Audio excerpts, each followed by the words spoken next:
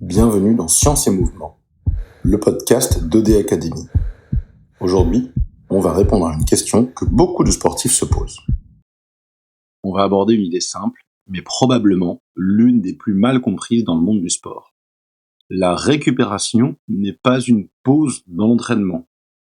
La récupération est une partie intégrante de l'entraînement. Beaucoup de sportifs pensent encore que progresser, c'est s'entraîner plus, que récupérer, c'est ne rien faire, que s'arrêter, c'est régresser. Et pourtant, sur le terrain, comme dans la science, c'est exactement l'inverse qui se produit. Je vous raconte un petit peu un scénario très fréquent que je vois sur le terrain. Un sportif s'entraîne sérieusement, il est motivé, il respecte son plan.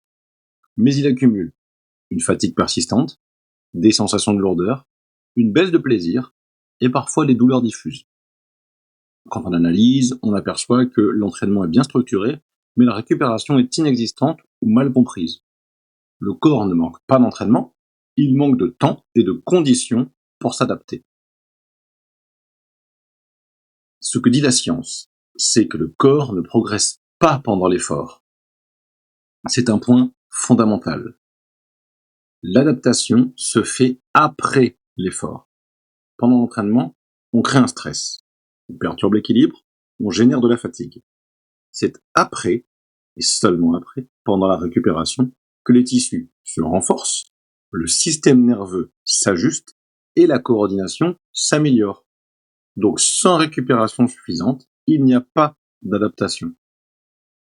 Donc le stress plus la récupération donne de la progression, alors qu'un stress sans récupération donne de la régression.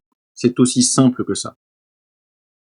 Pour ça, il va falloir comprendre les différents types de fatigue. Et une erreur fréquente consiste à penser que la fatigue est uniquement musculaire. En réalité, il existe 3 niveaux de fatigue spécifiques. Premièrement, la fatigue musculaire. Ce sont des micro-lésions, des pertes de force transitoires et des courbatures. Elle est souvent bien perçue et généralement bien récupérée.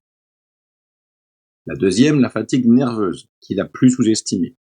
C'est une perte de coordination, une sensation de lenteur, une difficulté à se concentrer et une baisse de motivation. Elle met beaucoup plus de temps à récupérer. La troisième est la fatigue globale, systémique. C'est un sommeil non réparateur, du stress, une charge mentale, un déséquilibre hormonal. C'est souvent elle qui bloque la progression sans douleur franche. Je vous donne plusieurs exemples concrets. Premier exemple, le coureur régulier. Il enchaîne les sorties et pour lui, il passe au-dessus de la fatigue. Le résultat donnera plutôt une foulée moins fluide, des raideurs croissantes, des douleurs secondaires. Le problème ici n'est pas le volume, mais l'absence de récupération nerveuse et mécanique. Deuxième exemple, une femme sportive, plutôt en périménopause. Même volume qu'avant, récupération plus lente, fatigue diffuse, douleur inhabituelle. Ça, nous avons déjà vu le tableau. Les variations hormonales modifient la qualité du sommeil, la récupération du tissu et la tolérance au stress. Ici, la récupération devient un levier central, pas du tout accessoire, car les hormones influent sur cette récupération. Troisième exemple, nous avons l'habitude aussi, l'adolescent sportif. On l'a dit, il récupère vite, en apparence, il progresse vite. Mais on observe une baisse de coordination, une irritabilité et des blessures de surcharge. Chez l'adolescent, la fatigue est souvent masquée, pas absente, il ne la ressent pas. Quatrième exemple, cette fois-ci, une personne en reprise ou une personne en perte de poids. Elle s'entraîne avec enthousiasme, mais les séances sont très coûteuses en énergie.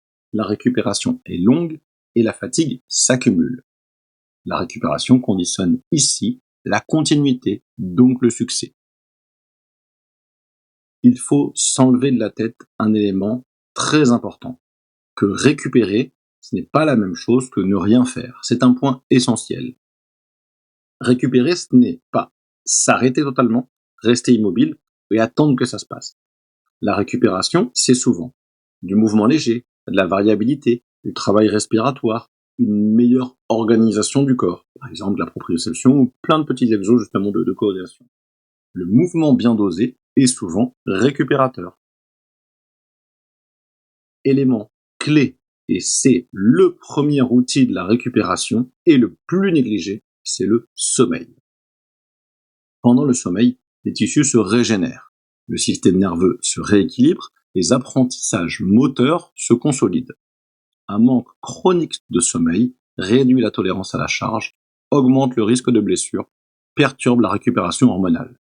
Aucune stratégie d'entraînement ne compense durablement un mauvais sommeil.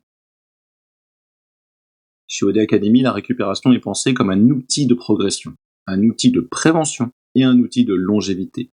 On n'oppose jamais entraînement et récupération, on les articule. Le bon entraînement est celui que le corps peut assimiler. Ce qu'il faut retenir absolument.